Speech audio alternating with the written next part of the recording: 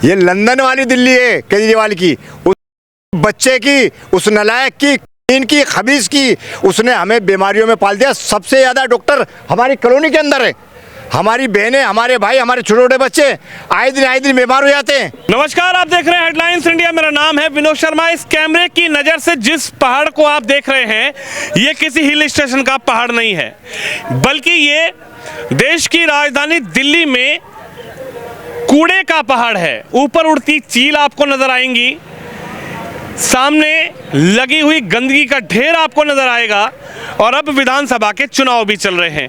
कुछ लोग मेरे साथ मौजूद हैं, इनसे बात करूंगा कि आखिरकार इस पूरे कूड़े के पहाड़ से इनके जीवन स्तर में किस तरीके की दिक्कतें होती हैं, और ये कूड़े के पहाड़ को लेकर तमाम राजनीतिक दल अपने अपने दावे करते रहे, लेकिन इस कूड़े के पहाड़ पर आखिरकार किसी ने काम किया या नहीं किया, और इनके जीवन में किस तरीके के इस कूड़े के पहाड़ से बीमारियां फैल रही हैं। क्या नाम है आपका? हमारा नाम इरशाद अहमद है। इरशाद अहमद, ये जो सामने आप देख रहे हैं, ये क्या है? ये बीमारी का गोदाम है, ये कूड़े का पहाड़ नहीं।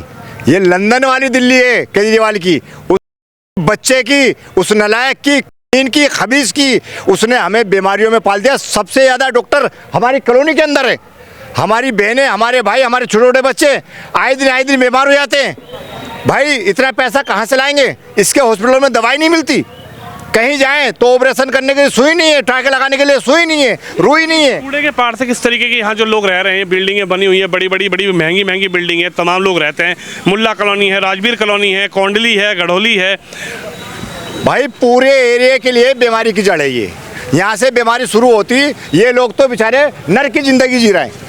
ये बेबस है, ये क्या करें? इसीलिए तो समझा था इसे कि ये हमारे हमदर्द है। ये कूड़े का पहाड़ हटाएगा, इसने हटाया नहीं, इसने तो कुछ काम ही नहीं किया। एमसीडी में भी ये है, हम क्या कहें इससे? इससे पहले बीजेपी सरकार में रही, बीजेपी ने भी बड़े दावे किए। उससे पहले कांग्रेस रही, फिर एमसीडी का चुनाव हुआ। एमसीडी में कहा गया कि बीजेपी को हटाइए, केजरीवाल को लाइए। जनता ने केजरीवाल जी को भी एमसीडी दे दी, लेकिन ना बीजेपी, ना कांग्रेस, ना केजरीवाल। आखिर क्या है आप लोगों की जिंदगी का मकसद? वो भाई हमारी जिंदगी तो खराब कर दी इसने, केजरीवाल ने।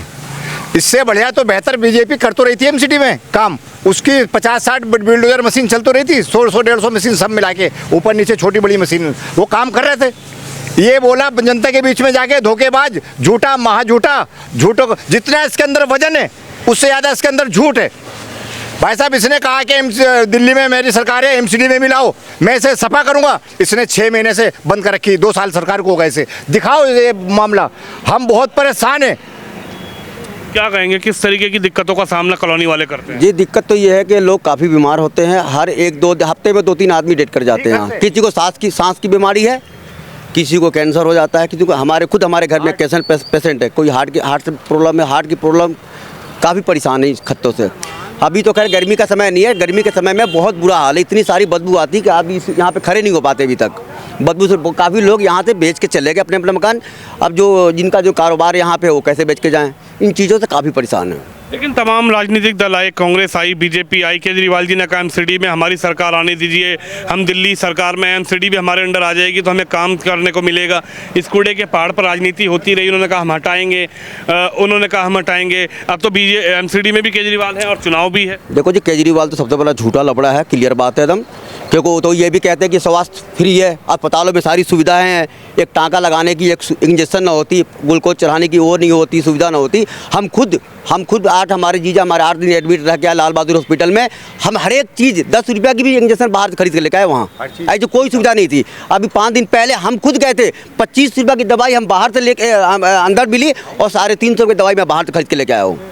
मैं कैसे मान लूँ कि स्वास्थ्य और ये सब चीज़ों को फ्री दे रहा है? स्वास्थ्य पानी मुल्ला कॉलोनी के अंदर और पानी हर लोग खरीद के पी रहा है। आप बताइए क्या नाम है आपका? अब्बास अंसारी। अब्बास अंसारी जी, ये इन्होंने कहा कि बीमारी का घर है, क्या है आखिर?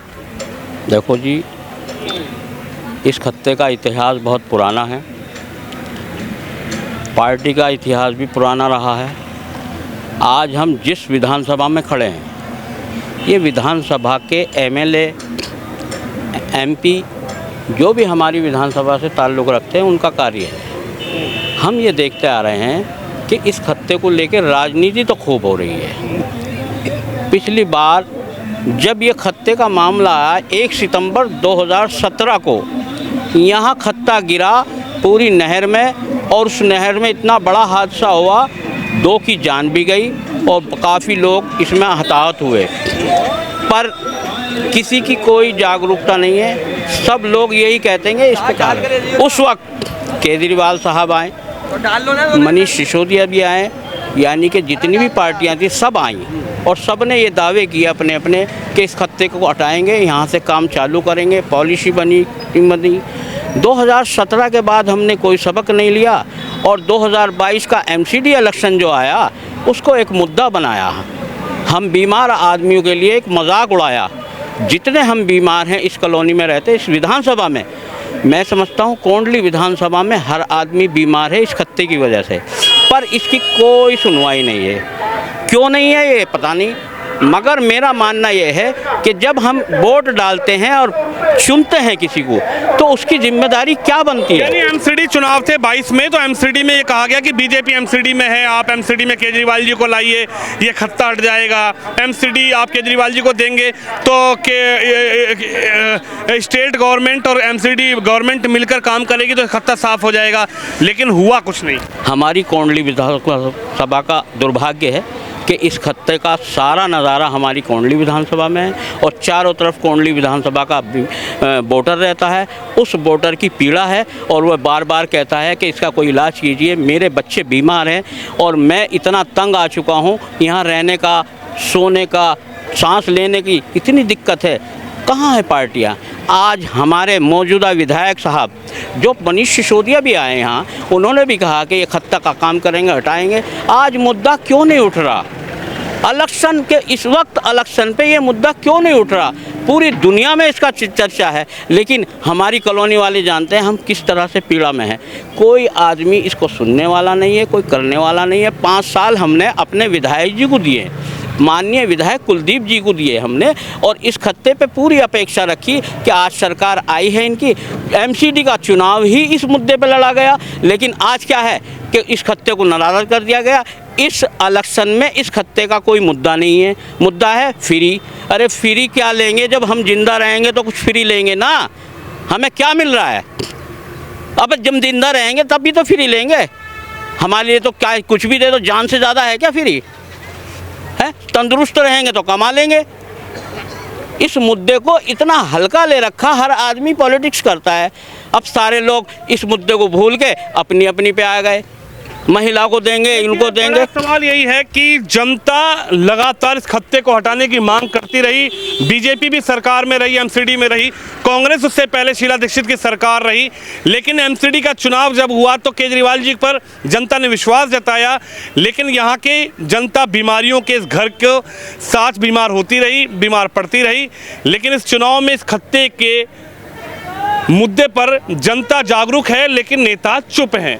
लेकिन जनता किसको विश्वास जताएगी और क्या इस तरीके से इस खत्ते को यहीं के यहीं रखा जाएगा, या फिर जनता को बीमारियों से मुक्त करने के लिए कोई सरकार इस खत्ते को, इस कूड़े के पहाड़ को यहाँ से हटाने का कार्य करेगी? कैमरामैन शिवम यादव के साथ विनोद शर्मा, कोंडली विधानसभा, दिल्ली से।